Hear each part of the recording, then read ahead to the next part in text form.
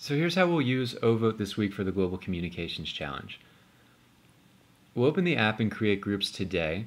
We'll pick colors corresponding with the cohorts that we're representing as the photo.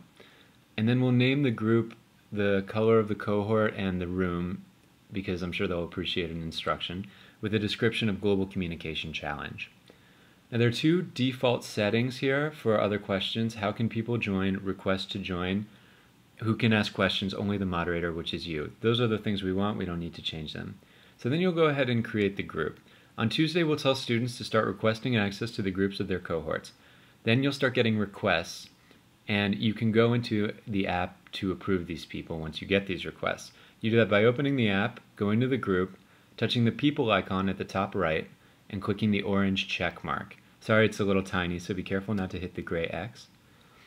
If you don't want to be bombarded with notifications, that's fine. You can choose to mute notifications for the group, as long as you're checking periodically to let people in.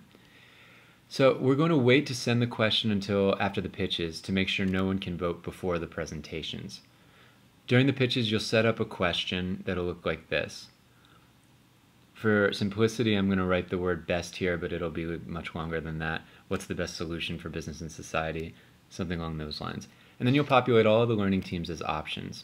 So you can set a time frame when the question stops taking votes, but even though the students will vote for 5 minutes, the default of 1 hour is just fine, since you'll be able to see the results while the question's open.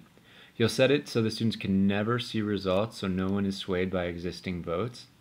And the voters vote by name, not anonymously, so you can check for cheaters. You will be the only person who sees names and result totals. When the pitches are over, you'll hit Ask Question to launch it. As long as they're in the group, students will be able to answer from iPhone, Android, or the website.